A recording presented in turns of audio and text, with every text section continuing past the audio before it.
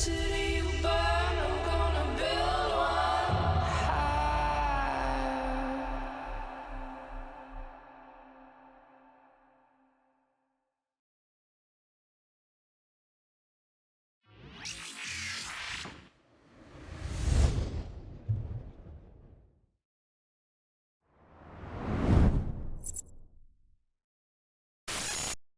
Greetings, fellow Empyreans. I am Ashrothi, the voice of New Eden, and it is June 24th, YC127, and there is a spider that just crawled across my desk and under my desk, and now I'm freaked out. Hold on.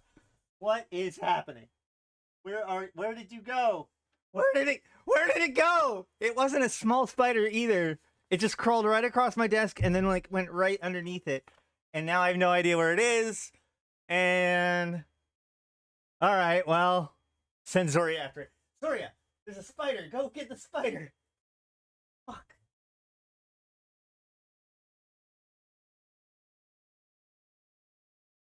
Where is it? Oh my god. Man. All right, well, if I freak out in the middle of the show, we all know why. Oh my god. Am I burning down my house now? Is that what's happening here? Come on. No? Oh my gosh.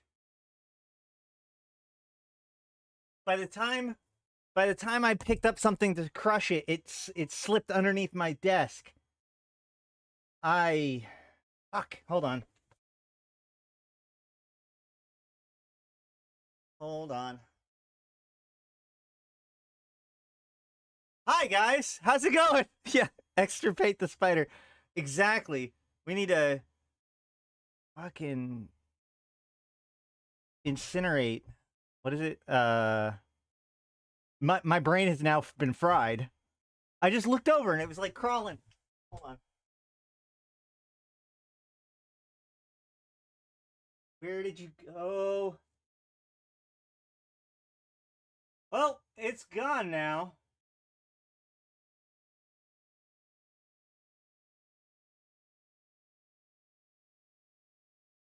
Found it.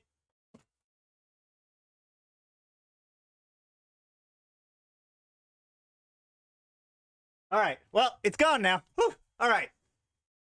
Whew. I think I got it. I either got it or got it to run into the closet. So not our problem right now. All right. Yeah. Right live on stream. Perfect. Perfect. Hey, Zoe. Hi. You want to say hi to everybody? No, you want to just run back onto the bed? Okay, yeah, I don't blame you. Okay, guys. Whew. Greetings. Greetings, guys. It has been, a week. We are live again. It is Tuesday, which means, of course, do not forget to get your 1,000,000 free skill points. We're going to do that first thing. So we come here, go into your New Eden store and grab your 1,000,000 free skill points. Woo! We do have Luminaire Rising skins available also, if people are interested in that. Hold on. Come on. No, come on. Oh, there you go. This is a chaotic beginning of the stream, huh? Say hi, Zoe.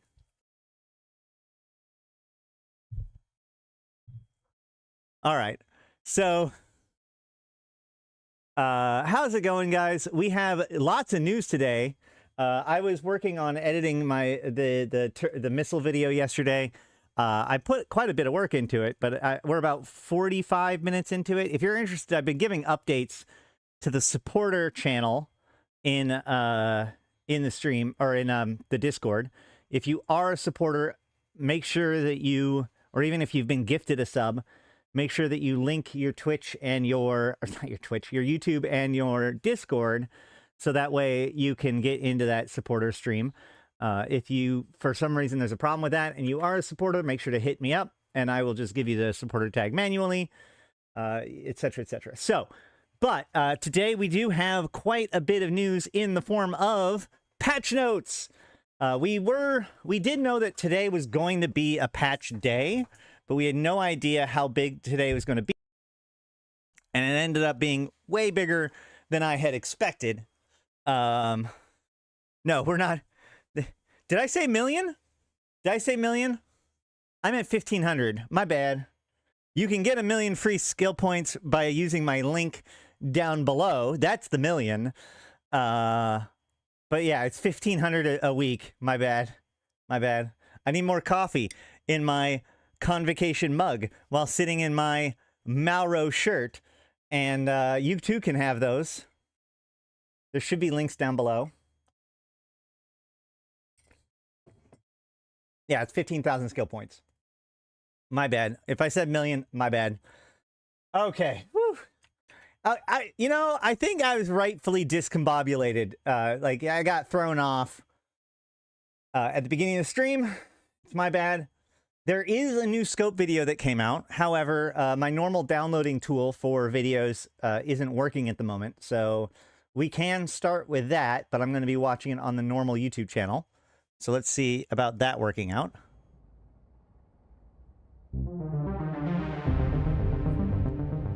Quiet tension in the Lanthorn system gave way to all-out warfare as an attack on a Fortizar owned by Snuffed Out sparked one of the largest battles of recent months. This assault, initiated by Winterco alongside a temporary coalition of various low-security and factional warfare alliances, aimed to strike at one of the bases of operation for Snuffed Out in the area. In a rare show of unity, multiple rivals of Snuffed Out, many of whom would normally find themselves on opposing sides within factional warfare zones, joined forces with Winterco. Their objective? To force a conflict timer that would test the capabilities of both sides. Foreseeing the coming storm, Snuffed Out discreetly enlisted support from their attackers' rivals to counter the incoming siege. The Lanthorn system became a battleground lit up by destruction, involving over 3,800 Capsuleers, with fleets primarily comprised of battleships and capital-class dreadnoughts. Snuffed Out initially fielded Tempest Fleet issues alongside their defense force, which included Ravens, Nightmares, and Rogues, in an impressive defensive wall formation. On the other side, Winterco spearheaded their assault with Rocks, aided by their allies in Barguests and Tempest Fleet issues. Initial exchanges relied heavily on long-range, high-damage volleys. With the attackers halfway to achieving their objective of destroying the Fortizar, both sides began to escalate. Dreadnought-class vessels dropped in rapid succession, pushing the battle into a new phase of destruction. Despite maintaining a strong offensive posture, the attackers found themselves gradually outnumbered. After nearly an hour of escalating conflict, dreadnoughts being deployed, and mounting casualties, Winterco sounded the retreat. The Fortizar remained in Snuffed Out's hands, with a minimal amount remaining on its structure. Total losses are estimated to be valued at over 3.1 trillion ISK. The fallout from the engagement carried its own surprises. Communications released in the wake of the battle revealed that Minmatar Fleet Alliance, originally aligned with the attacking forces, had covertly switched allegiance. It is alleged that they foresaw an unfavorable outcome as the attackers in the assault, an act that may have influenced the battle's outcome. In their own debrief, Winterco acknowledged that they anticipated being outnumbered but chose to proceed regardless. Their leadership advised pilots to set platinum-level insurance before deploying into battle, a grim recognition of the odds they would face, but one they would be prepared for. While the Fortizar still stands, the scale of the losses and the shifting loyalties have redefined tensions in low-security space. The scope will continue monitoring developments in the region. This is Alton Hovery reporting for the scope. So this is actually our second scope video in like as many weeks, I think. Which I'm interested to hear what you guys think, because like I like the fact that the scope videos are back, but both of these scope videos have been entirely based on like what the players are doing, which is fine. And I think it's actually pretty impressive that CCP can turn around and make these scope videos related to what players are doing. But this reminds me a lot of what like the new narrative team at FanFest was talking about how their focus on the lore is going to be about highlighting our stuff. And I'm just concerned that, you know, the plot that kind of drives things forward may or may not be focused on as much. Now, that being said, it is true that we did just have the Drifter Crisis, which was probably one of the largest like narrative stories that we've had since Shadow War. So it may not be like my place to necessarily complain too much about it, but it is concerning to me that we went for so long without a scope video since last October. And then we do get 2 scope videos, but they're almost exclusively, usually like scope videos that have to do with players have like some player stuff, some like lore stuff. That said, the last scope video had basically all player stuff, including in the like ticker, right? This shifting fronts and nullsec war.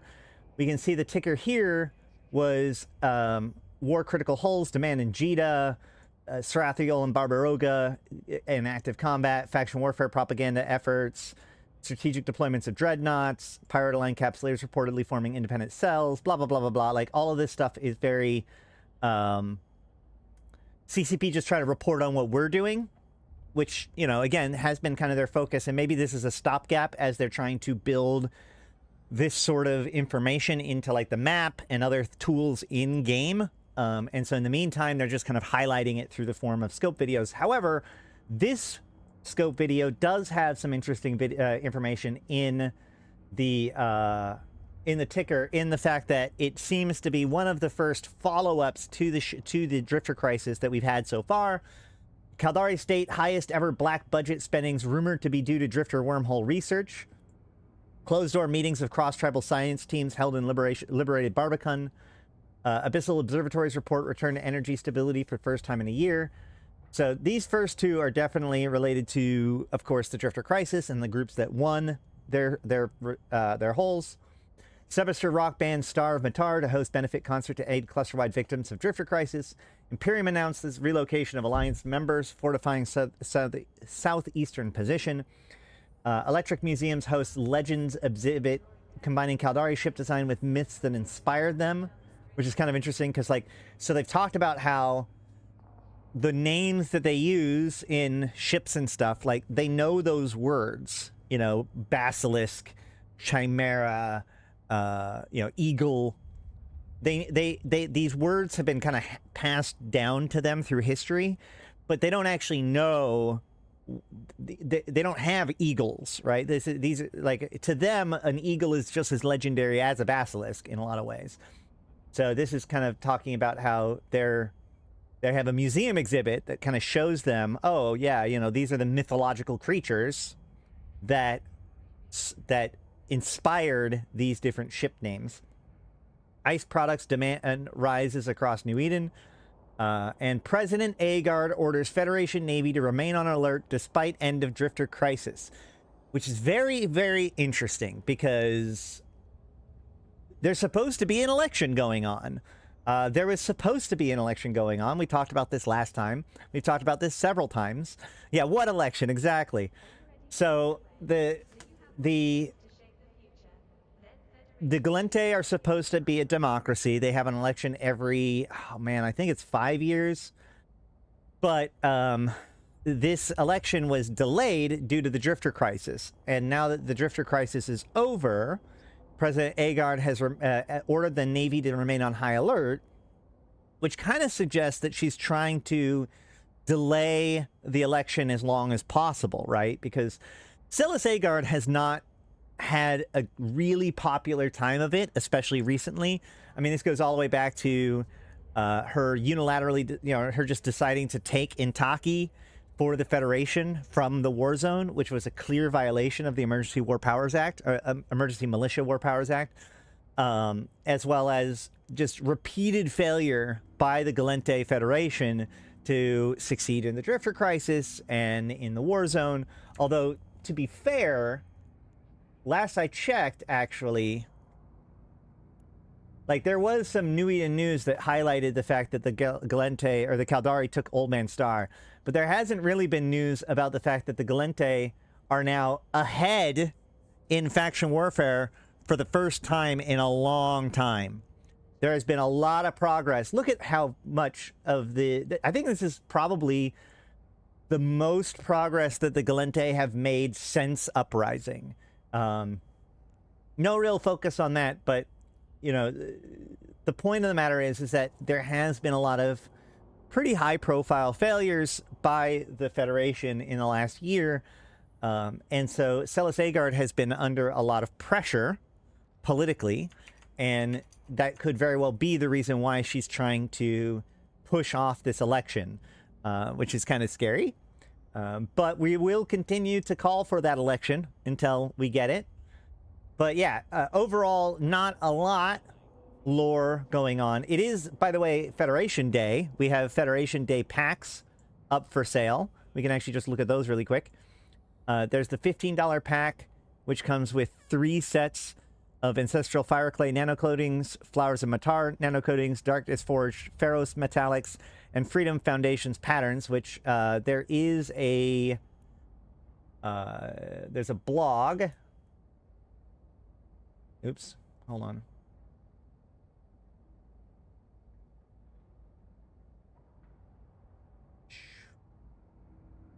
So, nope. You can see here are the colors. These are the same as last year, I'm pretty sure, because these are the same. I'm almost positive that these are the same pictures that they showed last year. But, you know, we have these 3 colors and we have this pattern. Now, unlike last year, you can now see these things in game as well as here. So you can do that if you would like to. But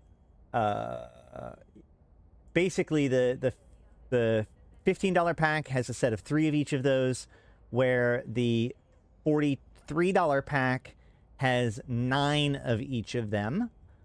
So 3 times as many. And yeah, as far as like whether or not this is a smart thing, I would say that for $50 you would expect it to be 1,000 plex. So you are...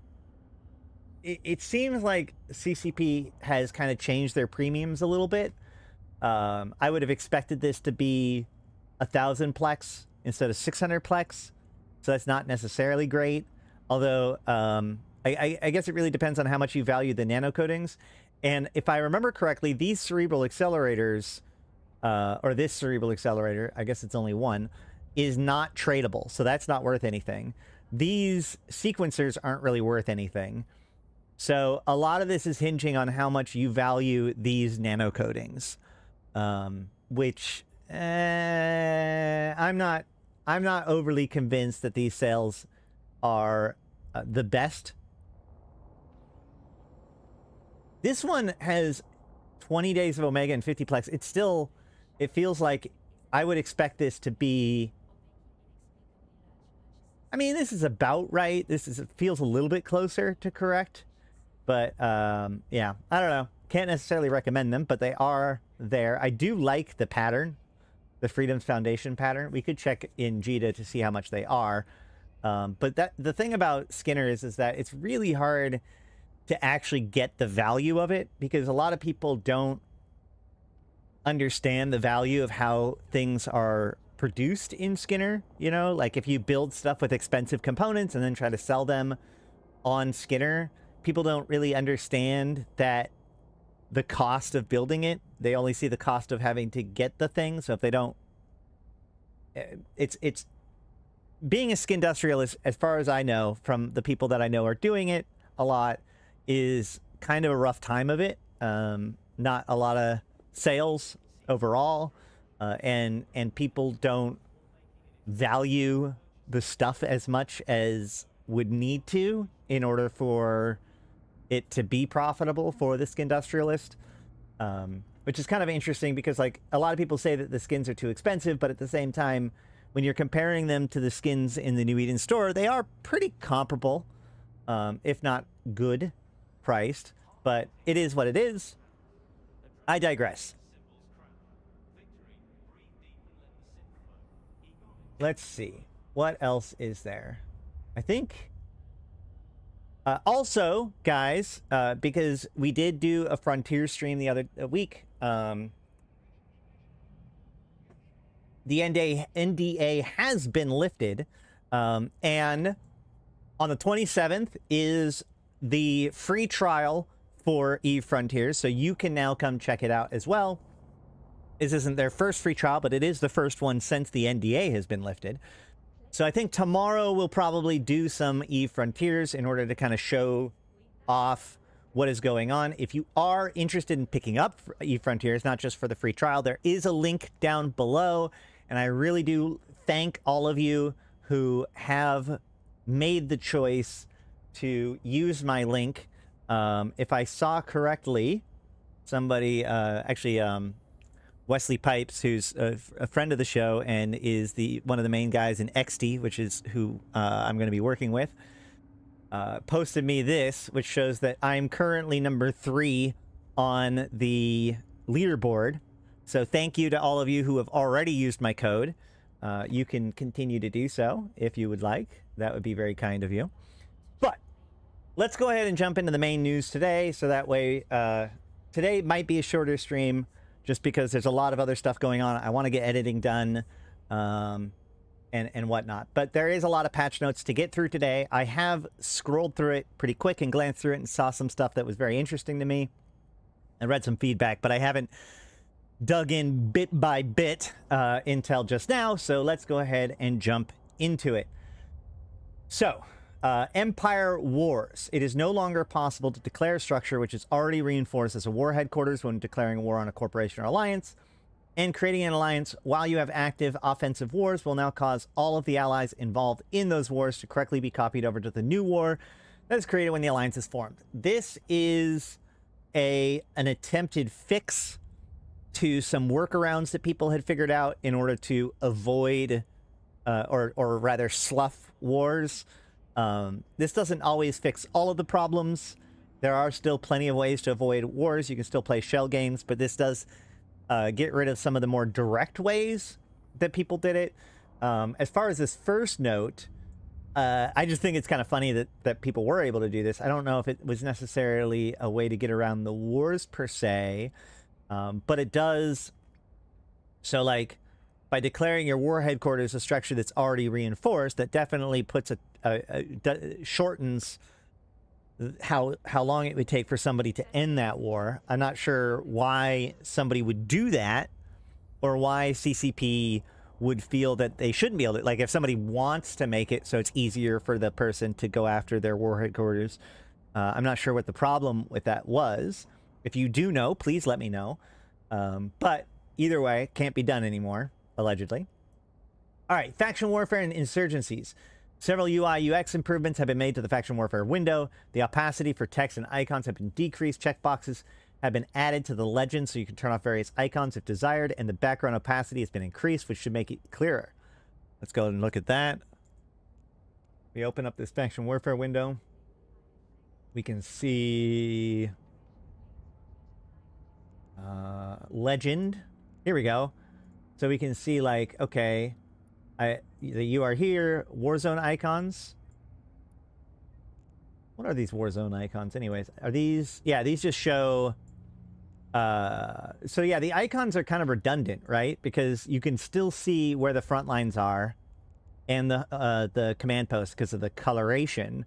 The Warzone icons are just probably for people that are not necessarily colorblind, but like have difficulty distinguishing between the brighter colors and the darker colors, which most of the time it's not that bad, but like this Amamake bright and this Gulmarogod kind of darker, it is somewhat difficult to tell the difference. So I guess I can see that. The landing pads, if you don't really care about the landing pads, although one of the things I like about these kinds of filters, I don't know about you guys, but if I want to, like, let's say I can't find the shipcaster beacon, I can sit here and check this, and that causes them to flash, which makes it a little bit easier, in my opinion, to find the shipcaster. So we have the shipcaster here, and we have the, I can't find it. So we're just going to flash the shipcaster. Can't find it. Wait, is it only the one in ammo? Did they not show? Did they not show the Amar one? That's kind of funny, actually. Anywho, the weird thing about that is that the shipcaster, I don't even know why this needs to be on here, because the shipcaster doesn't move. Do I need to select a Mar? Ooh, maybe. Yep, that's it. That's exactly it. Mehator, there it is. Yep. And does it only show... Yeah, it doesn't show your landing pad, the enemy landing pads either. So that's good to know. But like if you need to find where the landing pads are, you can kind of make it flicker, which makes it a little bit easier to identify them. Pirate Fob, which is of course where the insurgencies take place. Battlefields. This is actually a good one to like if you're having difficulty finding them. Although I guess we just don't have a battlefield right now, which makes sense. I mean, there's not always a battlefield. And you can get rid of solar system names to make it a little bit easier to find things as well. Battlefields are yeah, that's true. Battlefields are usually a little bit harder to find. Although I just immediately identified it right there. But yeah. So yeah, good little UI update. Increase the base LP payout for capturing a faction warfare hub from 40,000 to 200,000 when a system is flipped. That's pretty great. It's funny that we just flipped 2 systems just in time for this to be happening. I want my 160 times 2,000 LP now. Thank you. Added a new Scout Advanced 1-plex as a rare roaming spawn to faction warfare frontline systems, which lets all Tech 1 and Tech 2 and faction frigates inside for players who are looking for pirate frigate and assault frigate duels and without destroyers being involved. This is pretty cool. I think that like the advanced plexes have been really successful in pirate insurgencies, but what it means is that so since pirate insurgencies don't have frigate sites, all frigate sites up until now have been Navy. So there really wasn't a place for an assault frigate to be that didn't also have destroyers. So I think that's pretty cool.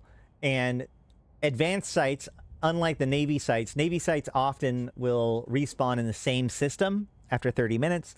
Advanced sites can roam around. So these roam around, but they specifically roam around between frontline systems. So you're not going to get these things in command posts. These only show up in frontline systems, which is actually really good because it also means that, like, one of the problems is that it's really easy for systems that aren't being plexed up as much to kind of collect sites, although that also gets addressed a little bit lower, I think. But so given that they are always going to be in frontline systems means that they're going to be run more often, which means they're going to be recycled more often and, be available more often, which is nice.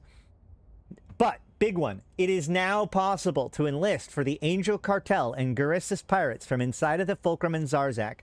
I deeply appreciate this because I know, because CCP even was very candid about it, that this was not an easy change for them to do. They've probably been working on this, at least on the back, not like hard, but passively working on this for a year or more now. But now, this has been a big thing, especially with the changes made to Zarzak, where, if you went in through Turner and then try to go out to go to GTAC-O or the other one to enlist, you can't do that because you just came in through Turner. And so you're locked to that gate. So now you can just travel to Zarzak. It's fine. You get locked into that gate, but you can just enlist in the Fulcrum and then go and use the shipcaster. Perfect. I love it. 10 of 10, no notes. Actually, one note. Now just make it so that the end of insurgencies bring stuff, asset safety stuff, back to Zarzak instead of to the system that the FOB was in, and will be flawless, right? Now, also, insurgencies now spread when systems reach level 4 corruption. Interesting. I wonder if they completely decoupled that feature from stations now. Well, I mean, they may have mechanically allowed them to do that, but they haven't strictly done it, obviously. One of the interesting things that's about this... So this all stems back to the technical problem where you're supposed to enlist in a system or in a station that is owned by the faction that you that you're trying to enlist with. And a station can only be part of a one faction, right? One corporation. So the Deathless, being not Angel Cartel or Guristas, you couldn't enlist with either of them in the Fulcrum. So this is a fundamental change to the rules in which how things work in order to give an exception to this one station. What is a shipcaster? The shipcaster, there are two types of shipcasters. There are the Empire shipcaster, and then there's the Pirate shipcaster. The Empire shipcasters are in that Empire's faction warfare headquarters systems, and the Pirate shipcaster is in Zarzak. The shipcaster connects to beacons. In the Empires, we can see here, like, there are these various sites. In fact, we can see, like, okay, let's take off solar system names, Warzone icons. So we can see here, there's this shipcaster beacon right there, right there. Well, this is where the interstellar shipcaster is. So there's 1, 2, 3 beacons, but none of them are linked right now. So somebody would have to come to these beacons and put in some PI, and that will link the shipcaster. And then people can jump from this system in Taki to these systems, whichever one they turn on the shipcaster for. So it's just an extra way to get from the faction warfare's headquarters to the front lines, right? Now, as you can see, like, these are unlinked. These are unlinked. The Amar have 2 of them linked. So right now you could go, if you're part of the Amar Empire, you can go to Mehator here, and then, you know, it's a 6-minute cycle. So it'll be like 1 minute links to Kern. I guess 3 minutes it'll be unlinked, and then 1 minute Totafron, then 1 minute unlinked, then 1 minute Kura, and then you can just jump through it if you're in the war zone. The Pirate shipcaster is in Zarzak, and it always leads to wherever the fob is. So that's a very important one for those who do pirate insurgencies, because you stage in Zarzak, which, of course, this change to allowing people to enlist directly from Zarzak will only make Zarzak more functional of a place to operate out of.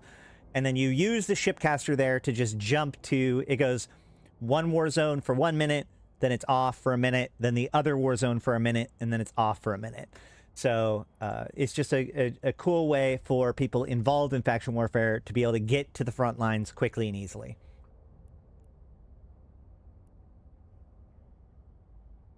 All right, insurgencies now spread when a system reaches 4 corruption instead of 3 corruption.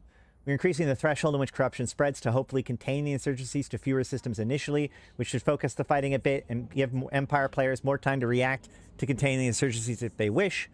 They are linked for Galente, Caldari, etc. The 3 on the map is accurate. That part of the UI gets bugged out when there are more than 3 shipcaster pads being built. Oh, okay. So you're telling me that there are actually there are landing pads linked right now, but there's just a bug that's making it so they're not visually showing up? Well, that's fair. Okay. Yeah, I know that the shipcaster, probably the reason why Sutonia is jumping in with that comment is the fact that CCP has kind of struggled to make the players find value in the shipcasters. However, there has been several changes over the last couple of years to make shipcasters more useful to people.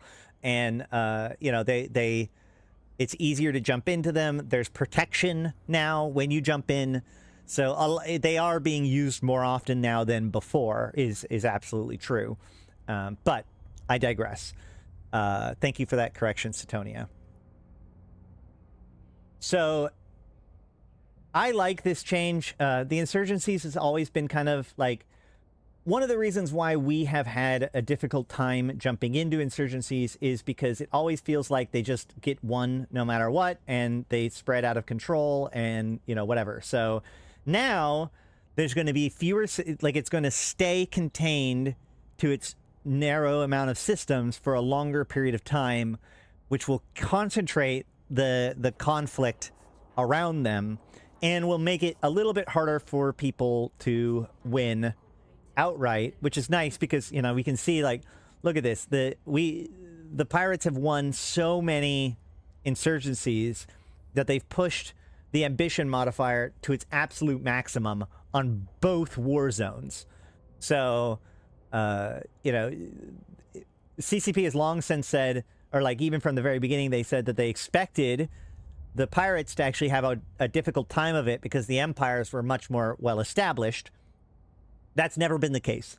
There's been a lot of interest in supporting the pirates. The pirates have been very successful. There's been very, very, very few times that the empires have won. So CCP continues to experiment with ways to kind of give an advantage to the empires. I still think that the correct answer is to add a new LP store for defending against the pirate insurgencies that offer you, you know, perhaps or BPCs, more to BPCs, you know, the various different pieces of Upwell, you know, even Edencom stuff. It'd be a good way to make it so that we're not, like, Edencom stuff is too expensive right now. Being able to provide it via this LP store would be great. But barring that, they are continuing to try to make changes that make the combat more interesting and not as one-sided as they have been. But we'll see. I'm sorry, I didn't show this, but yes. So you can see the war zone as it is. There is some suppression going on. You do see them jump in and start doing active suppression in high-sec systems, because high-sec systems being pulled into low-sec, especially choke point systems, end up being very, very, very devastating to trade and player happiness. And so, you know, people are very motivated to try to suppress corruption in systems that are important to trade.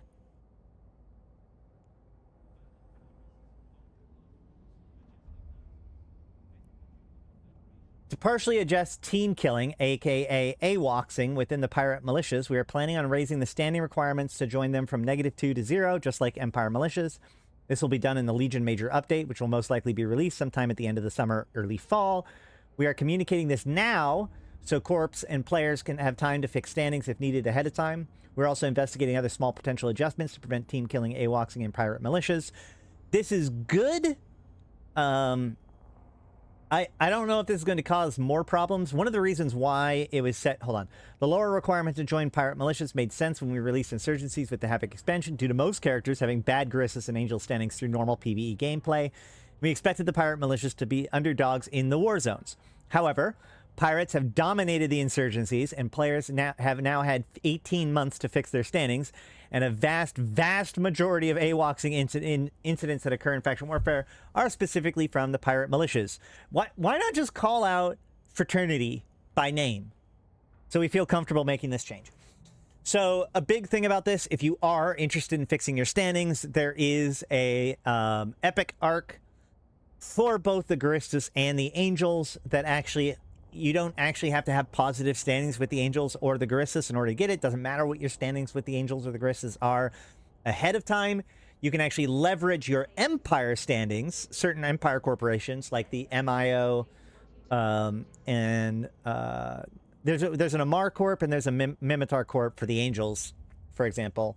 You can start with them and then use that to kind of bootstrap your way into the the Angel Epic arc. So there are good ways of getting your standings fixed if you need to. This is probably a pretty decent change. I mean, AWOXing has been an issue since even before pirate faction warfare. You know, it was an issue in normal faction warfare. So I'm not sure how much this is going to fix it. It is going to create a new problem where a lot more people who are interested, it's going to create another barrier to entry where it may not be too much to get your standings fixed, but a new guy who's just gotten into the game, who's done any amount of PvE in Mimitar or a Caldari space, is going to have at least a little bit of standings problems with the with the Angels or the Guristas, and cannot get those fixed without going to like nullsec or something. So you might have to join an Angel or a Guristas faction warfare corporation in order to get your standings. But even then, a big way to get your standings fixed is by being promoted, and being promoted in Pirate Faction Warfare is actually very, very hard. You have to do a lot of plexes because the standings gains are actually very minimal in Faction Warfare. So I'm concerned that this is going to create new problems and not necessarily fix the problem. But more importantly, I'm kind of curious because like this feels like more of like that Legion thing where when they were getting ready for Legion, they kept talking about what's coming later, not what's coming now. And once again, we have the patch notes for today talking about what's happening in a later time, which is weird because they also have this dev blog about this update. I would expect this kind of notification to be in a dev blog like this. That's fine. But in the patch notes, I would argue that the patch notes should be about today. So the fact that this talks about it, but it's not about today, it's about later, I don't feel like this is appropriate to be in the patch notes for today. I think that these should be in the dev blog. But again, like I don't know, I'm very much skeptical about how effective this fix is going to be.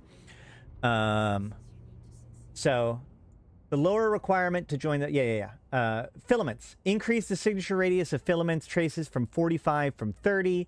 This is going to make it easier to scan down somebody who's trying to filament.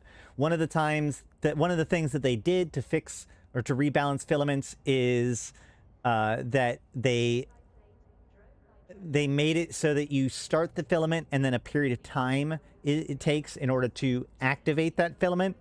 So it takes like a minute or two depending on which filament it is. And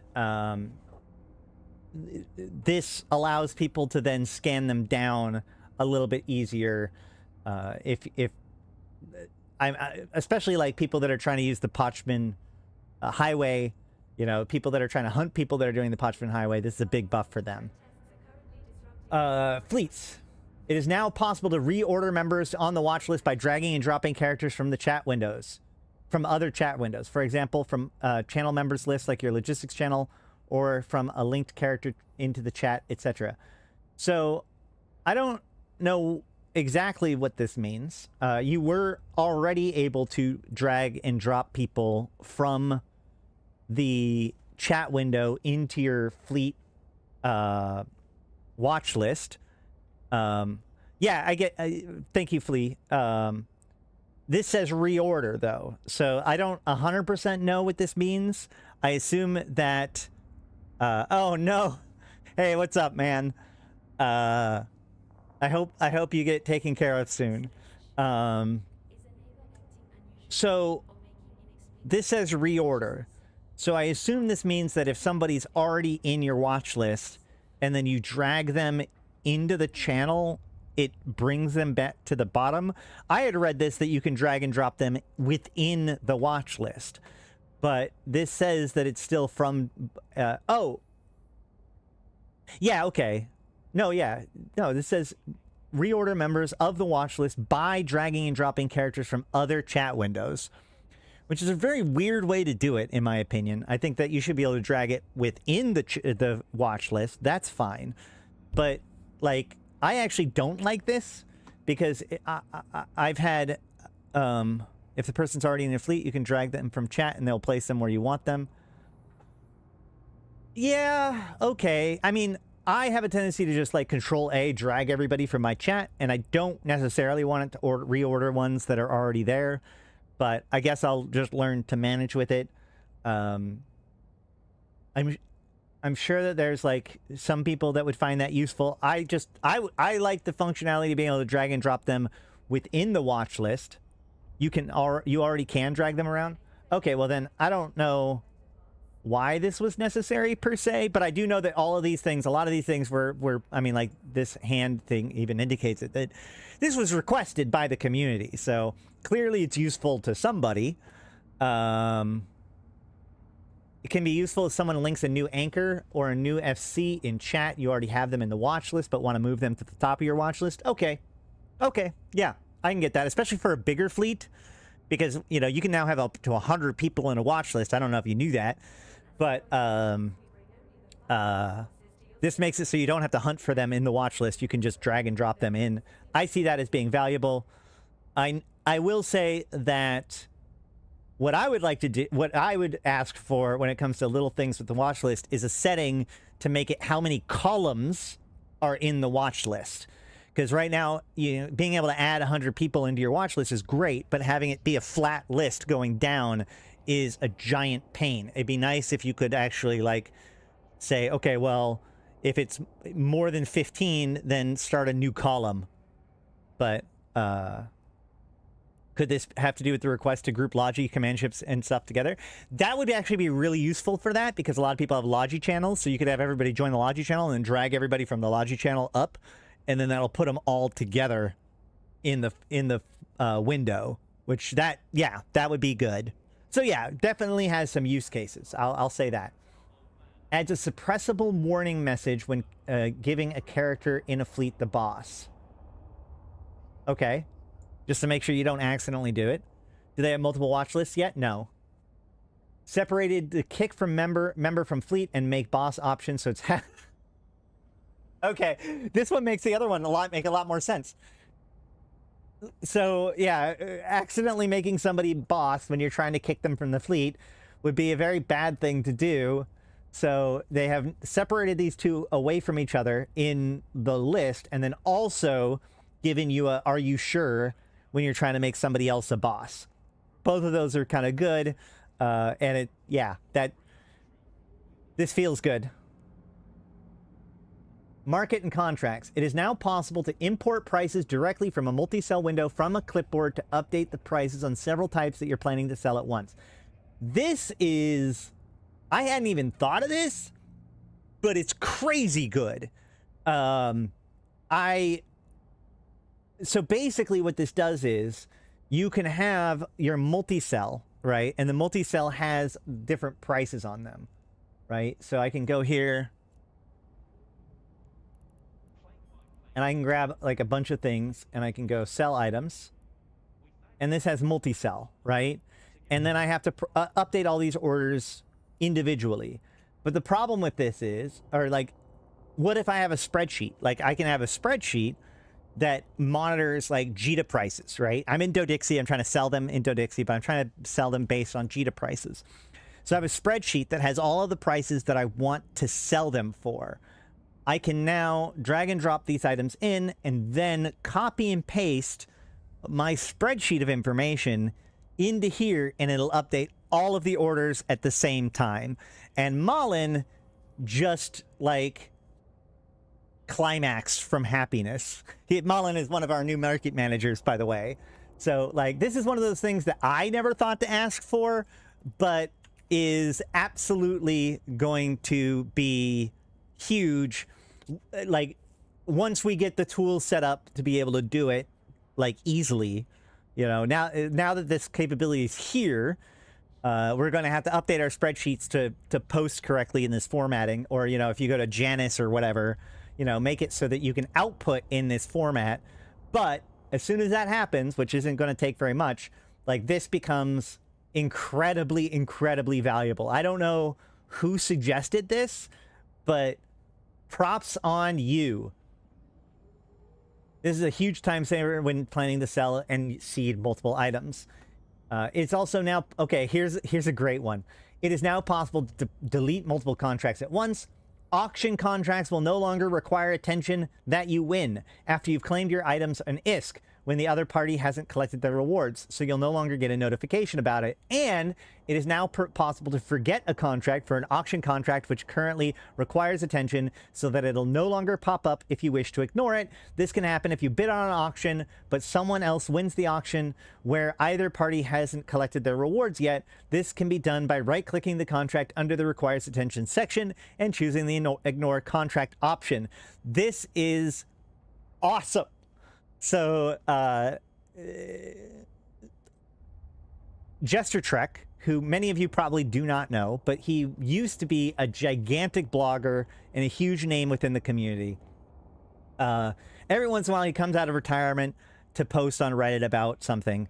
And one of the things that he likes to give CCP shit about is the fact that there has been a bug where he has had a contract for 18 years that has required attention because of this bug. And now, days after its 18th birthday, according to him, they have now fixed the bug, or at least given him the capability of no longer getting a pop-up literally every single time he logs in or closes the Nest Store because of a contract that requires attention. I know he's not the only one that has had this problem. A lot of other people have talked to me about it. This is one of those kind of persistent bugs that fewer people talk about, but once you get infected with it, it is incredibly annoying. So, and that's one of the big things about this patch in particular, is that it feels like this patch addresses a lot of things that have been issues for a long, long time. We never expected the Zarzak thing to get fixed, or at least I didn't. Like, you know, CCP kind of suggested that that was a harder fix to do. This here, again, 18 years this bug has existed at least. So, you know, better late than ever, I guess. Modules. Triglavian and Tropic Disintegrator weapons will now show their current progress towards maximum spool in the tooltip when you mouse over them in space while they're active, and how long it will take in seconds for them to reach their maximum spool. That's just cool. Triglavian and Tropic Disintegrator weapons will now show their DPS range from starting to max spool in the fitting simulation. What? What? Hold on. That's actually cool. Hold on.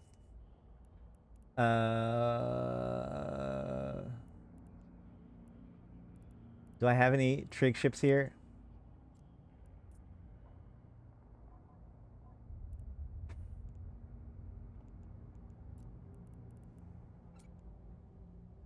There it is. 220 to 687 DPS. That's pretty cool. That is very cool. I like it. 10 of 10, no notes. I love it. It's funny how much this patch seems like more of a win than even the Legion expansion, right? Check the Baba. Oh, yeah. Well, hold on. Oops. Didn't mean to do that.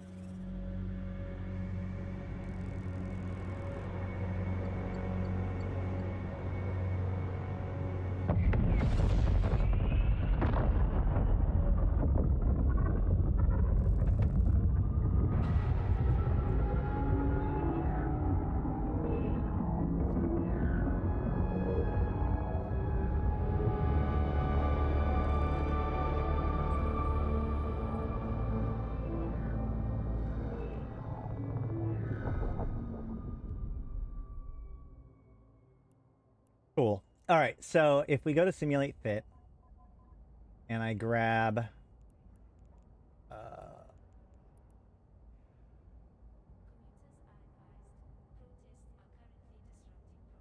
I still haven't fit this thing out because I've been stuck in faction warfare.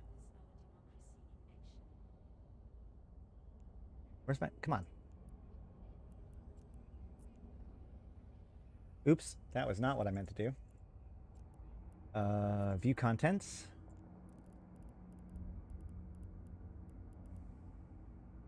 Actually, I guess this doesn't matter, does it? So let's go with Supra Tidal Entropic Disintegrator.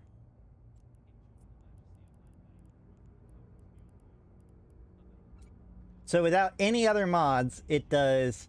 Oh, wait, no, I need Bastion, right?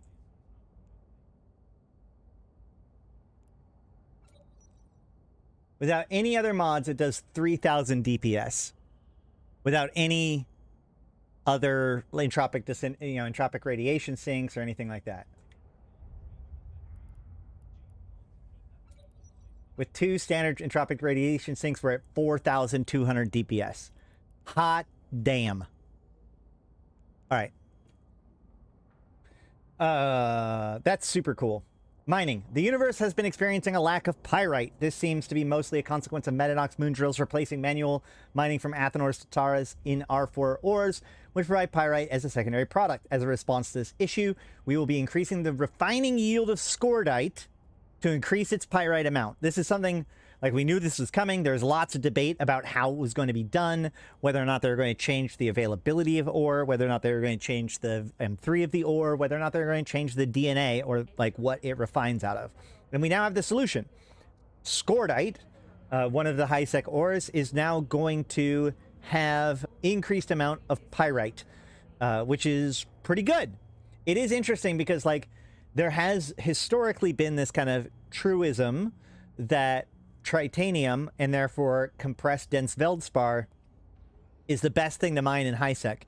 And with all of these fluctuations going on in mining, especially around this pyrite shortage, there actually was there has been kind of an inversion where now feldspar becomes one of the lower valued ores of the high-sec ores. And this is only going to make that kind of continue. So it's going to be really interesting to pay attention to which ores are valuable to mine over others. We might need to update some of our ideas about what is and isn't a good idea when it comes to high-sec mining, which is very interesting to me. This is aimed to empower high-sec miners to act on pyrite shortage, hopefully increasing interest and value for miners in high-sec. Mordunium has been increased slightly in order to keep up with scordite. Mordunium being from rare border ore. So AO blue stars and systems that border another band of space. So like high-sec systems that are adjacent to a low-sec system or a null-sec system, etc., etc. Those systems, and then null-sec systems that are at AO blue star have these rare ore spawns, and Mordunium is one of the ore that spawns in them. So we can see that, you know, scordite 99, from 90 to 99, all the way up to glossy scordite, which has gone from 104 to 114. I think massive, though, is the normal highest one that you see, right? And that goes from 99 to 110.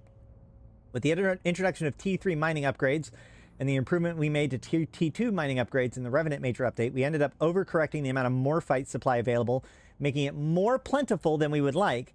And so we are making adjustments to the respawn time and availability of the mercoxic deposits tied to level 2 and level 3 SOB mining upgrades. Haha, null-sec nerf. Level 2 mining upgrades, average mercoxic deposit chance to spawn has been slightly decreased. The mercoxic deposits respawn timer increased from 120 minutes to 155 minutes. Guaranteed large mercoxic deposit respawn timer increased from 480 minutes to 670 minutes. In the level 3 mining upgrades, large mercoxic deposit chance to spawn has been slightly decreased. It goes the respawn timer from 120 to 240 minutes, so twice as long. And guaranteed enormous mercoxic deposit respawn timer increased from 720 to 1150 minutes. So pretty big change there. Now, obviously, there's still plenty of chances for people in nullsec to mine plenty of things. This just makes it... This is actually, in a lot of ways, to their advantage, because if these things become too available, it actually reduces the value of actually mining them. So this is good to keep them valuable. Added an Access Custom Office button next to the View Warp 2 buttons in the Planetary Industry window. Cool. Pochfin. Okay. Decrease the time between DAW's liminality locus decloaking pulses to 9 minutes. After seeing the impact on both short and long decloaking pulses, we are happier with the results of the former. These quick pulses make Pochfin's CCTV cloaked alts they use to monitor player movements much more involved and overall seem to be healthy for the region. People in Pochfin really wanted this to be a thing. You know, people being able to do cloaky eyes and CCTV where they're streaming those cloaky eyes ends up being very powerful. And the people who are trying to patrol Pochfin to prevent intruders have a hard time dealing with it. So this helps with that, which is great. Smaller. Okay, so here's a crazy one. So smaller scale sites have been significantly reworked. Smaller scale sites are the ones that we do a lot for dual standing fleets. Rework sites like the Insipid Drone Swarms, Convocation Watch Posts, Edencom Scout Fleets, and Torpid Sleeper Hives. All rework sites have had their payouts and distribution amounts adjusted. Players now have to be within 100 kilometers of the site's center to be on completion to be eligible for rewards. NPCs that were outliers in terms of time to kill, in other words, Overmind Broodlords, have been removed from these sites. That's kind of an interesting one. I know that for those of us who were doing dual standing fleets, this is going to be kind of disappointing because getting those big rats that spawn were big ticks for standings. And so having them not show up is going to make it a little bit less good when it comes to trying to get those standings ticks. But at the same time, like a fleet that's able to run the sites often won't be able to change the, or like won't be able to kill the Overmind Broodlord. So this helps. The old ticks were bugged for big drones. We were getting pretty big ticks. I don't know what you mean by that. CSP didn't announce this, but they changed hacking with Legion. It's harder now, and the old 6 circle rule isn't true anymore. What? Wait, the rule of 6 isn't true anymore?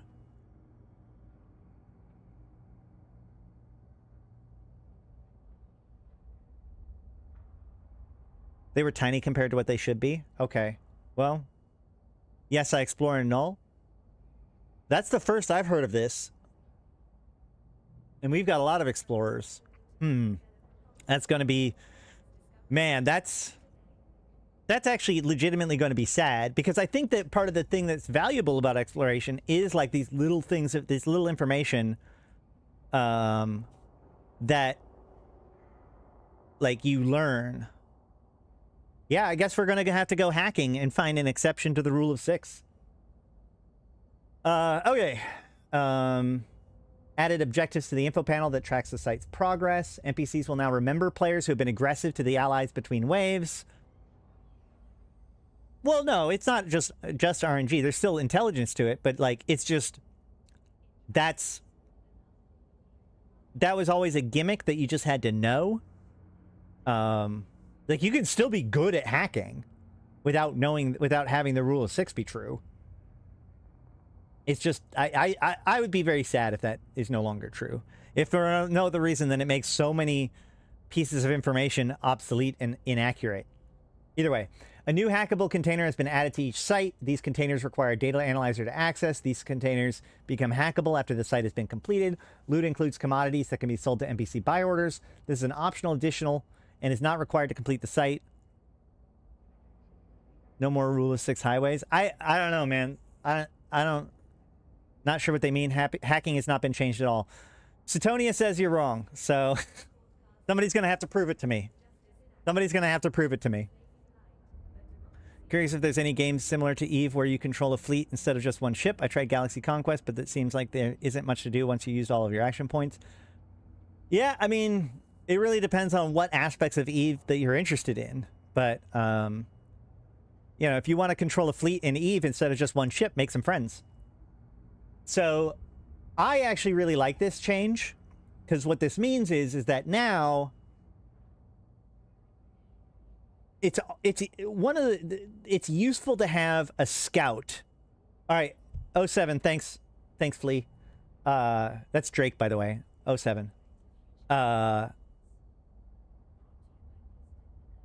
Thanks. I don't know why that was a very half-hearted answer. I wouldn't thank me for that. You never bothered to learn the rule of 6? It's an important rule, or at least it was. I don't know. I'll believe it when I see it. So the thing is that there is valuable there is value in having a scout for your Pochfin roaming fleet, right? To run these sites. And what I like about this is that, like, it gives that scout a thing to do, right? When you're done with the site, the scout can come in and hack that can. In the meantime, they can still do the rogue drone sites. There's special rogue drone hacking sites that spawn in Pochfin as well. So now, like, you can actually have a dedicated scout hacker that is searching for wormholes, you know, being your eyes, and hacking data cans. And it's a fully, like, valuable member of the fleet. I think that's pretty cool. It also means that somebody could just be roaming around and hunting and watching people complete these sites, and maybe after the person leave, or, you know, the fleet leaves, if they don't have a hacker, you can just swoop in and hack it for yourself. Edencom scout fleets can now spawn with varieties of each Edencom faction. These factions were weighted based on the owner of the system prior to Pochfin's formation. Celestial beacons have been added to the site to support salvaging. Okay, that's interesting. I'm not sure 100% what this means, because there's already, like, they're an anomaly. I think that celestial beacon might already appear. Maybe that the celestial beacon survives past the site being finished. NPCs will now return to the site's center if kited too far away. You can warp to the sites after the anom disappears. Okay, great, cool, yeah. So that's actually really good. That's actually really, really good. For those of us who like to salvage trick ships. NPCs will, these sites are now dead space grids with their warp endpoints moved closer to the NPC spawn location. This seems pretty normal. These changes aim to make the small fleet sites within Pochven worth the time and effort. Players can start with the easy and separate drone swarms and work up to the much more difficult and rewarding torpid sleeper hives. With more groups running these sites, the region should be more alive and inviting to smaller gang playstyles. Vigilant point sites have been updated. A key is now required to open the acceleration gate. Only one key will be required to open the gate for a time. This key can be found in observation, infiltration, drifter collections, smaller scale site, hackable containers, and deep flow rift glorified deep flow adaptive canisters. So I guess one of the things that they like, so when they had these keys, the keys themselves dropped in the site. So you'd have to get the original keys, but then when you ran the sites, you got more keys. Apparently they really like the idea of what happened with the Drifter Crisis, where you had to go, like people had to get keys from somewhere else and then bring them to the Crisis sites in order to run the Nexus. This is kind of the same sort of idea. So, you know, these sites are the Drifter Crisis sites that are now available in that one system in Mimitar Losec, as well as the Deep Flow Rifts, which is the fishing sites that can be found anywhere in known space, if I remember correctly. Resonance items used in the same site can now be found inside the Deep Flow Rifts glorified Deep Flow adaptive canisters. And payouts for this site within Pochven are now from the Convocation of Triglav. Oh, yeah, Vigilant. Okay, so no. So this is the Vigilant points are... this is the...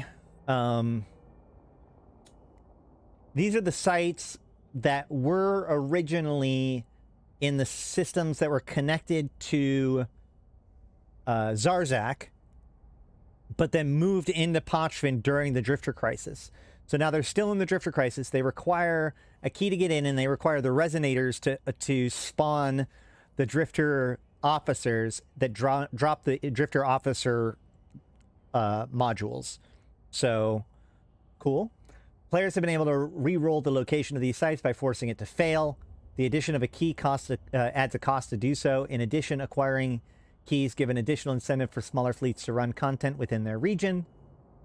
Several aspects of observatory flashpoints have been adjusted. Entering the sites will no longer require a key. So this is the one, this is the one that required a key, but then drop the keys within the sites.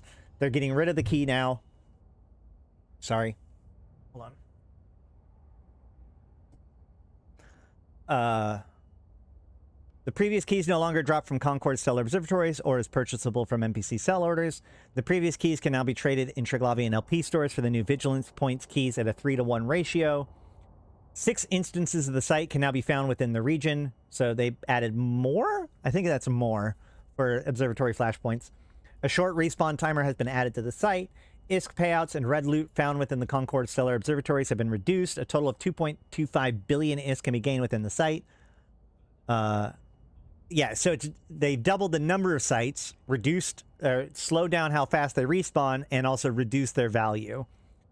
The frequency of E-War using Edencom NPCs, excluding those with warp scramblers, have been reduced. Caldari Edencom Dreadnought has been replaced by a Karura. I don't know either. In addition of personal keys to the site was intended to disincentivize groups from going beyond 15 players. This did not have the desired effect, and so they are being removed.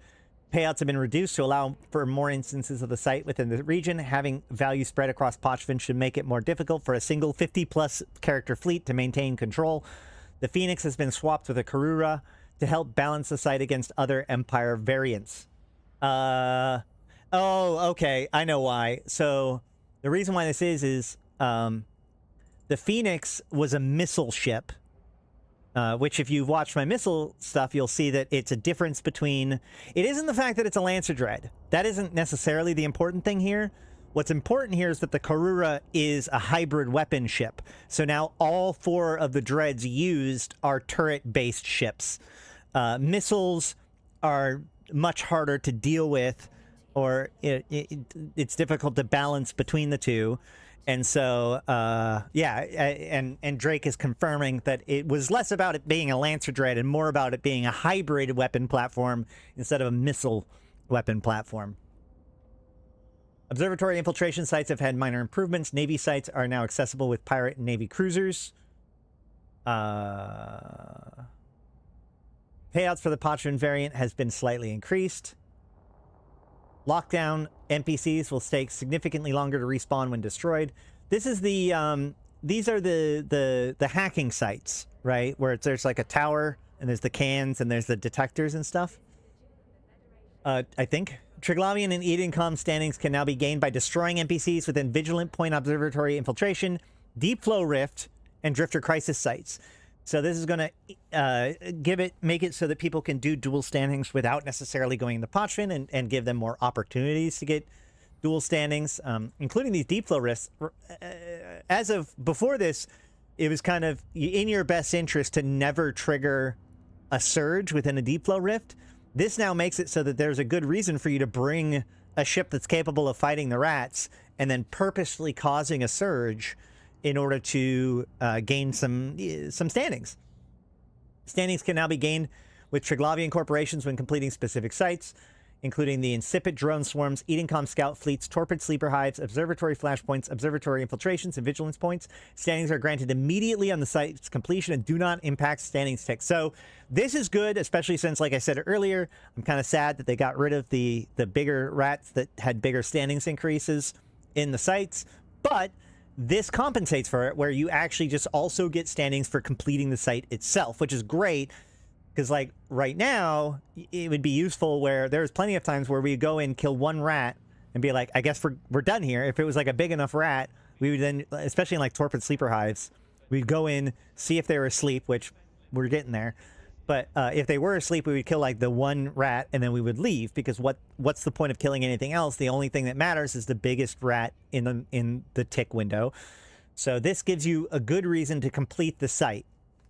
These standings will lower brokers' fees and reprocessing fees within Triglavian stations. This allowed characters with high standings to operate within Pochman more effectively and reduce some of the friction within the region's ecosystem. I love it.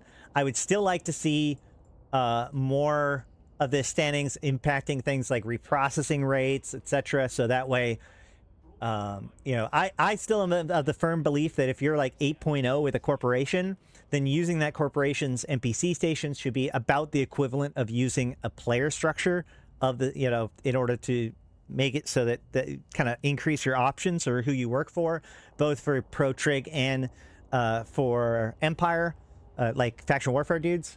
But this is definitely a step in the right direction.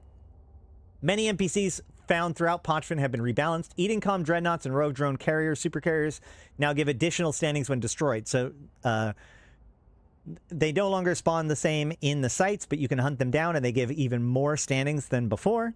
Some NPCs have had E-War added or removed for consistency, and various other tweaks have been made to the NPCs found throughout the region. We're going to have to do some homework to figure out what all of that means.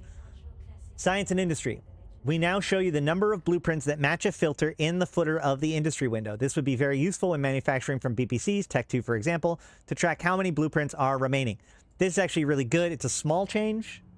This is a little thing, but it is one of those little things that, like, within a year, industrialists are going to take it for granted. And, like, I'm going to be like, hey, did you know that this didn't used to exist? And they're going to be like, what?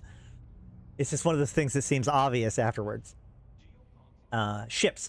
Added the option to keybind a shortcut to the infrastructure hold found in the Upwell haulers and the Avalanche. Good. Sovereignty. Metamolecular combiners and isotropic disposition guides have been added as rare drops to the data relic site escalations, which come exclusively from the new exploration sovereignty updates. I think these are things from... I don't actually know where these are normally come from. Anybody know?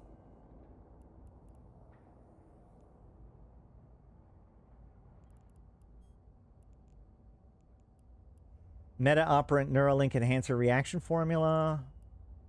Okay, yeah. So these are the pieces for, yeah, these are, yeah. Okay, these are the ghost site ones. These are the top can stuff that's so valuable. You know, when you go into a ghost site, there's sometimes a fifth can at the very top. That's where a lot of these come from. These are useful in super capital construction. Increase the duration of mining escalations obtained from level 2 and level 3 sovereignty upgrades from 6 hours to 24 hours. The length of time the orbital skyhook management window can be opened and used, which is where players can choose to capture or destroy skyhooks after claiming sovereignty in the solar system, has been increased from 1 hour to 24 hours, so executor corp directors don't have to be immediately available in the solar system when the SOV is captured. That's probably good. Added options to interact with skyhooks, sovereignty hubs, and mercenary dens to the selected items window. It is now possible to search for systems and region names in the Alliance Sovereignty Hubs window. Sovereignty Hubs can now be hacked with data and relic analyzer modules. If successful, then players are given a list of all upgrades currently installed in the Sovereignty Hub, their priority, and if they're online or offline. This is great, but I was promised that we'd be able to see this by just warping to the thing and looking at them. So if we could fix that, that would be great. Increase the time that skyhooks are rateable from 1 hour to 2 hours. That's nice. Note that this will only take effect with existing skyhooks after an existing vulnerability timers have already ended and the next one is scheduled. It will therefore take until the upcoming Saturday downtime for every single skyhook to have the 2-hour vulnerability window. Fine. Skyhooks which are about to become vulnerable will now show in the updated world map and the agency up to 2 hours before they become vulnerable in the rateable skyhook filter under sovereignty. Large red circles, skyhook will be rateable within the next 10 minutes. Orange medium circles rateable within 10 minutes to an hour. Small yellow circles rateable in 1 to 2 hours. Good change. Still think it's like kind of a thing, but like at least now, like when you jump in, you get to see, oh, if I wait for a little bit, or we can prep for something. I think this at least makes the idea of rating skyhooks plausible again.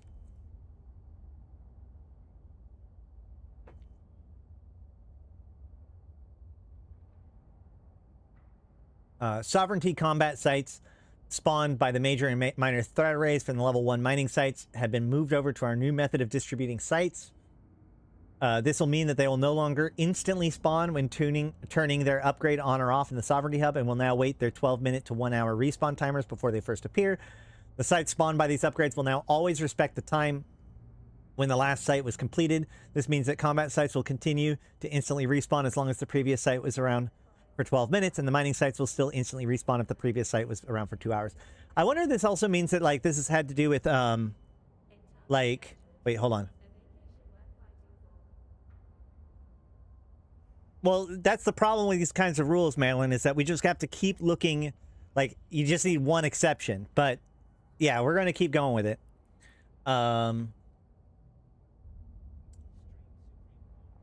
So, the new respawning, the new method of distributing sites, they said that it'll avoid clumping them. I don't know if this is part of that. It doesn't say that, but this is more of a technical issue than anything. Probably it allows, it's about like fixing edge cases or abuse by people with the mechanics. Structures and deployables. Metanox moon drills now require 3 days, 72 hours to unanchor instead of 45 minutes like other flex structures. Metanox moon drills now give a 20-second warp disabled debuff when a player damages or activates a module on one, much like other Upwell structures. That's good. POSs, star bases, and custom offices now show their reinforcement timestamp in the selected items window, which you can then copy to the clipboard, just like with Upwell structures and skyhooks. And the structure browser on the My Skyhooks page, it is now possible to copy information here to the clipboard. Good stuff. User interface. You can now see labels that have been assigned to a character Corp Alliance in the show info window. An icon has been added to the portrait that you can hover the mouse cursor over to get the label name in the tooltip. Fine. In the corporation window, you can now copy member standings that were contributing to corp standings. Oh, that's going to be useful for like paying attention to spreadsheets and like trying to keep track of why we're getting kicked out of faction warfare. The next destination color in the overview Stargate Station has been made brighter, so it's clearer and more noticeable.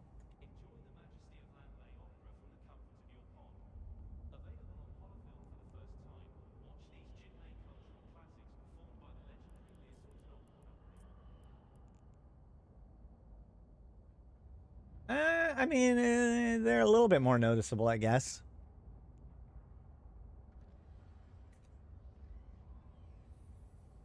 The next destination color in the overview for Stargate... Oh, wait, no. The next... Wait. Oh! No, I know what it is. I know what the problem is. I know what this is. This is great. I think that they should be able to customize the color for it. But I know exactly what this is for. Hold on, let me...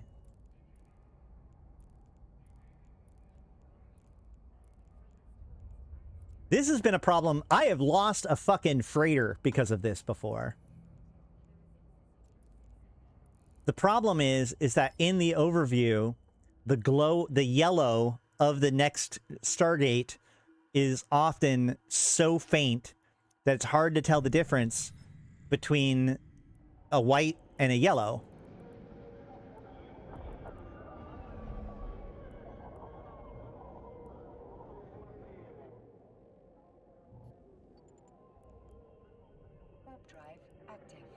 Oh yeah, that's a lot brighter. Look at that. I don't know if you guys can see it necessarily on your screen. Let me... Whoa, hold on. Look at that. That is way brighter. That's great. That's awesome. Man, there are so many, like, fixes this patch that are like things that I've been like has been a problem for so long that I've just kind of accepted as the way things are. I love it.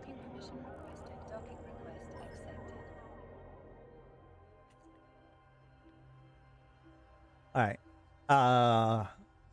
It is now possible to copy members' entries to the clipboard from the access lists. That's cool. We no longer show the unallocated skill points available pointer when you log into the game, and now only show it when you gain unallocated skill points. I've been told that that doesn't quite work, although I do have unallocated skill points, and it didn't tell me when I got it here. I know, Malin, you were saying that like you gained skill points, and then every time you logged in after that, it was still notifying you. So that one might not be 100% working. When right-clicking a wormhole in space or from the overview, the enter wormhole option has now been placed near the top as the same location where the jump is for Stargates rather than the very bottom. Good. Characters that have Omega status can now optionally remove the full interactable skill details tooltip that appears when you mouse over some module ships that you don't have the skills to use, and just show a much smaller non-interactable tooltip with basic information instead. This can be done in the inventory menu settings and menu found in the right corner. Fine? I don't know why. Fine, whatever. Added a new text filter. Why is that Omega status related? Huh. Added a new text filter to the locations in the current solar system pop-out window, which can be optionally disabled. Locations in the system window should now no longer eat keyboard shortcuts while the window is focused on now, unless you're typing into the text filter. Okay. Compare tool. Okay, now this is where I actually agree with Reddit. I do not like the new compare tool, but I will show you it and we will see what we think about it. The compare tool has undergone a significant redesign. The new layout enables users to locate items directly from the window, eliminating the need to search elsewhere. This improvement simplifies the process of finding the right tools to meet your objectives. Now comparing items requires less effort, and the distinction between the attributes being evaluated are clearer. Additionally, the updated layout introduces features for searching, grouping, filtering, and more, further enhancing user experiences. Because if you're an alpha and you can't use something, it's an opportunity to advertise paying for the game. I mean, yeah, but like, I don't know. It's a very weird choice, in my opinion. So if we go here to variations and hit the compare tool, here is the new compare tool. Now, one of the weird things about this is that it like obviously changed it from being like it was the items were the horizontal axis and the attributes were vertical axis. They flipped those now. there is still a show only attributes that differ, but if you notice, there is no way to like only show certain attributes, but also it seems to show like it shows more attributes than it used to be able to show, and you can collapse these, but I don't know. I also don't understand why some of these are green. I guess this is because it's the top one. Oh yeah. Oh, I really hate this. Because like you used to be able to filter, be like, okay, well, like, you know, order it by order of, you know, blah, blah, blah, blah, blah. This makes it so that like the top one is green and the bottom one is red. But what if I want to see them in order? What if I want to see what the second most expensive one is or the third most expensive one? Wait, what? Top right burger menu.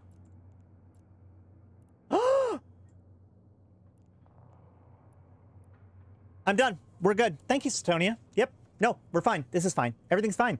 We're fine. Done. I have no complaints. I take back everything negative I have said. This is fine. This is actually great. Because now, I mean, like, it used to be fine. Like, it used to be good to be able to, like, I don't want to see these attributes, and so I don't see these attributes. You can't do that anymore. But this is huge. Thanks so much, Satonia, for pointing that out.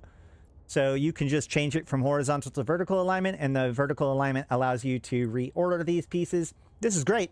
I'm done. I take everything back, and you can also, like, it adds an extra browser on the side here, much like the fitting window. Yeah, this is great. In fact, now that you've pointed that out, I mean, there's plenty of reasons to do it this way too. Like, I didn't not like this way.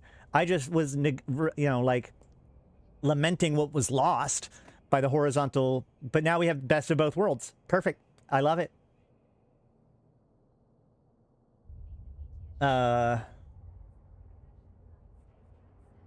It is weird that these show nothing. I would expect these to show, like, basic charge groups.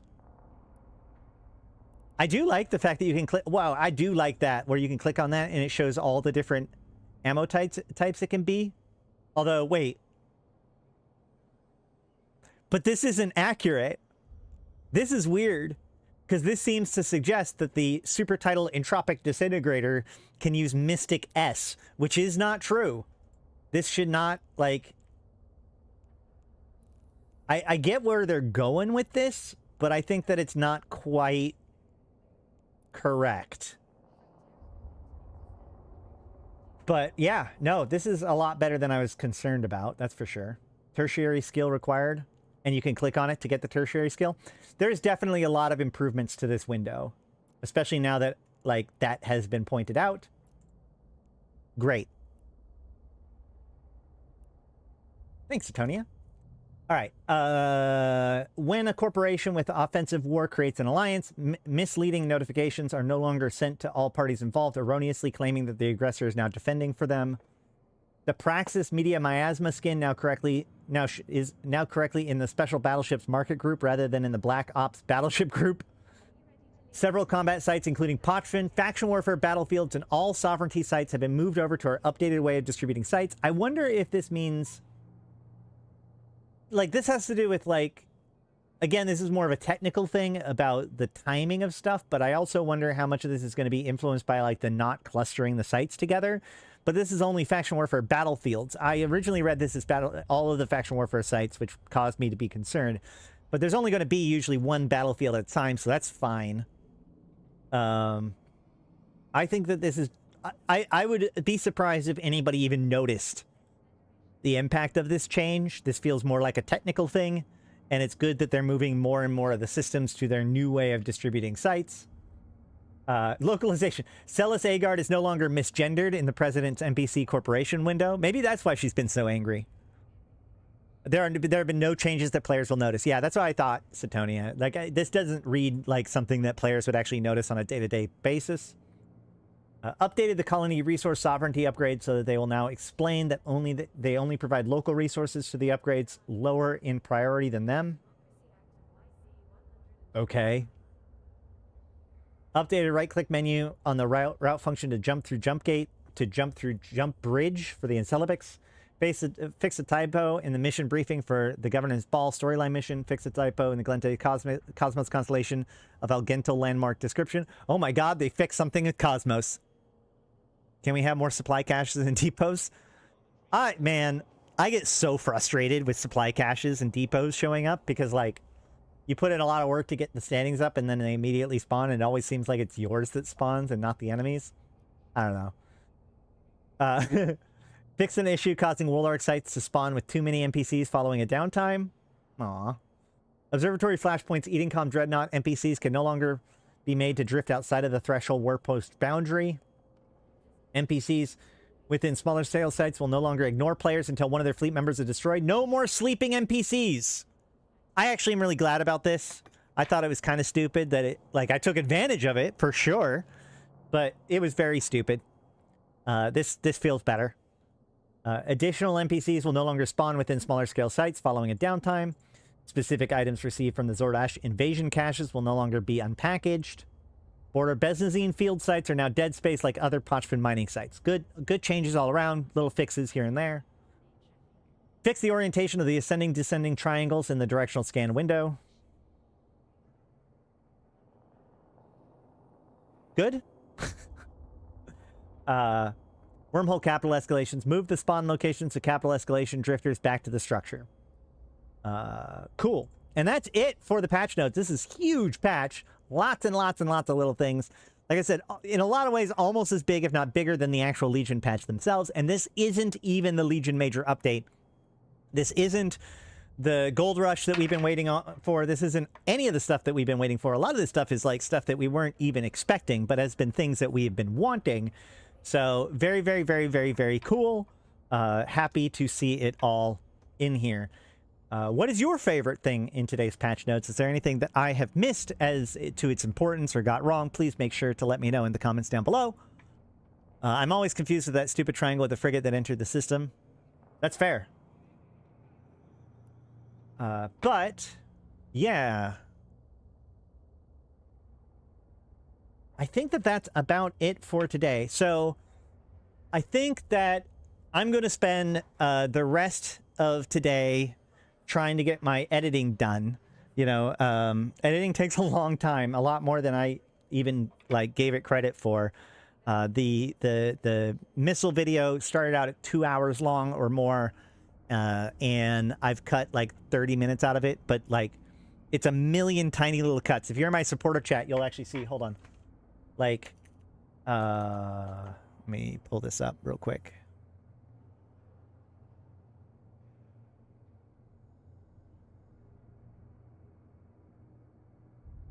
So like, this is the last update that I gave. I'm just over, like, I'm about 50 minutes into the editing of the video. But just to give you an idea, that black section, if you zoom into it, it actually looks like this. So each one of those is a little cut that I've made, whether it's a breath or a misspeak or whatever.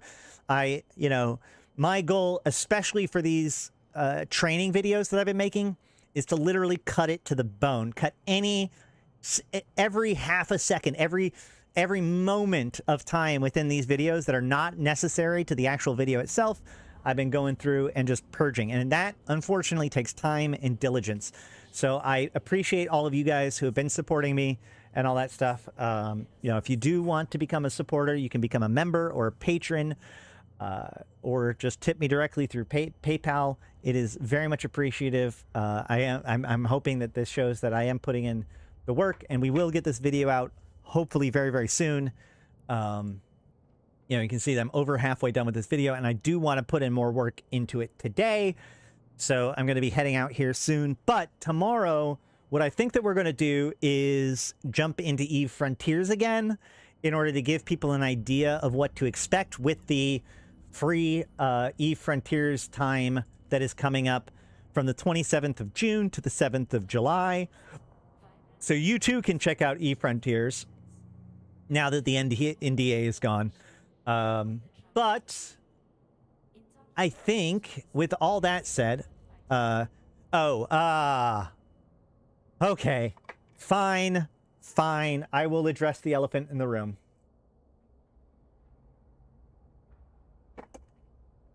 So last week, we got news that that CCP may be being sold again. This news came with great concern to me. You know, the thing that I find the most unhappy about it is the idea that it is being sold because the parent company, whose name is like evading me right now, Pearl Abyss, was unhappy with the results. But the thing is that, like, having paid attention to the Pearl Abyss's finances over the last few years, I don't know if I necessarily, like, it seems so out of place with what I've seen, where consistently Eve has done a good job of being like their source of revenue increases, even as like Black Desert Online has struggled. Eve Online has done pretty well, it seems. At least that's my interpretations. But also the thing is that this was reported in like one news place, like gaming news site. It has not been confirmed by Pearl Abyss. It has not been confirmed by Eve Online or CCP.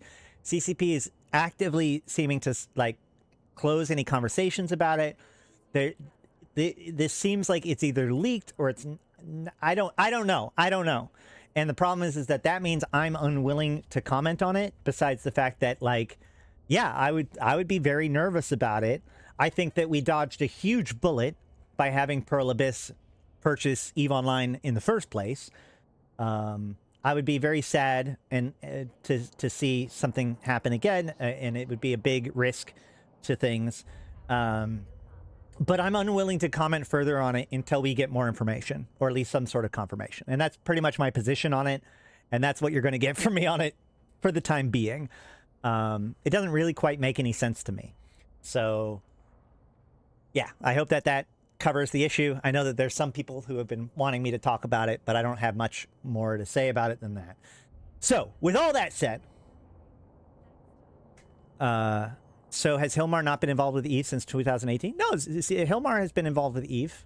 In fact, around 2019, like, Hilmar kind of came back and started paying attention to EVE Online again, which is where we start to get these bigger, like, a lot of the changes that we've seen that have been bringing Eve back in line with how it should be from, like, Citadel era.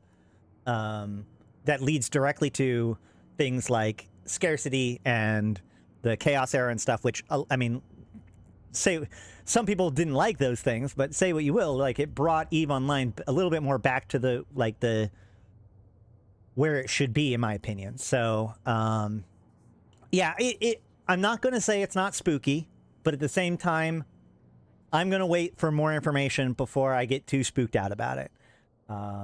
Yeah, so I hope that it at least answers a little bit. If you have been AFK for a few years, please consider coming back. You can use my buddy code down below for 1,000,000 free skill points.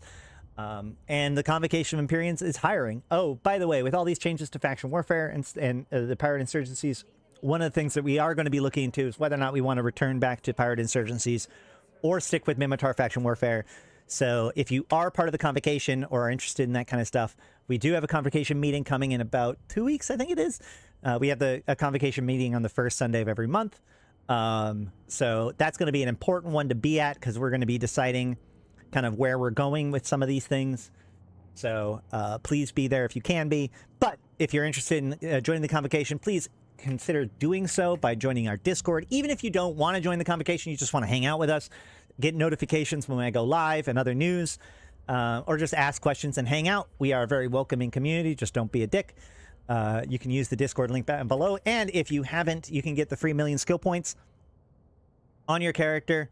Yeah, it doesn't matter how old the character is. And this doesn't just support me. Basically, if you use my link down below, it sends you to a random link of the people who help support the channel and who support the Convocation.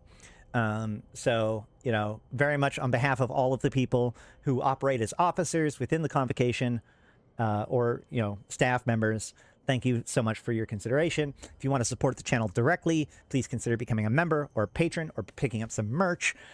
But all that said, I have been Astronauthy. I've been playing this game since 2010, talking about it since 2012, and I'm here to put even to context for you, my fellow Empyreans. Thank you so much for coming, checking out the stream, liking, commenting, subscribing. You did like, didn't you? That really, really helps. And sharing it with a friend. Today had a lot of great information about things because, you know, we are here to put Eve into context and help you understand the changes that are happening, which today was a lot of big changes. So hopefully it'll be a useful video for all of you. Please let me know if this was useful or what kind of things that you want me to cover down below. If I've forgotten something, I know there's some people, like for instance, I'm just going to call myself out. Somebody suggested that I need to go through all of my playlists and fix the ordering of some of them. I said I needed to. I haven't done it yet. Please keep bothering me. It's a one-person operation.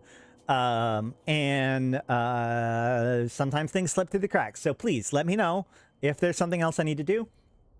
You can comment, you can DM me directly on Discord, whatever. I am here for you guys.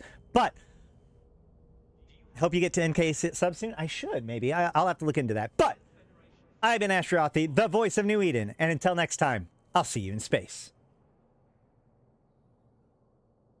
Yeah, you missed it, Malik. I'll see you on Discord.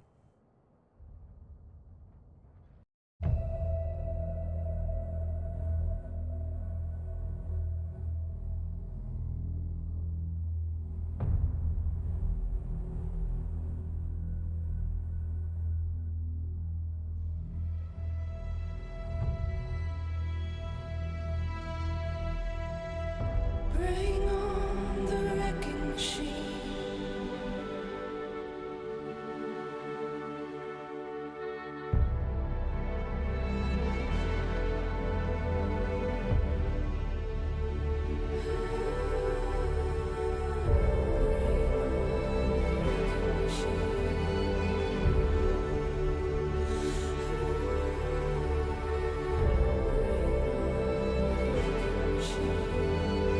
For every city you burn, I'm gonna build high.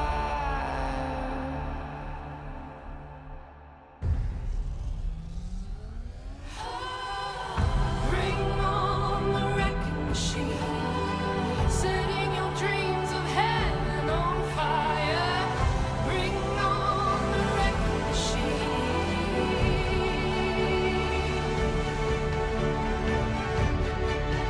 Bring on the wrecking machine. Bring on the wrecking machine. Gonna ignite your every desire. Bring on the wrecking machine. For every city you burn, let it burn, let it burn, let it burn.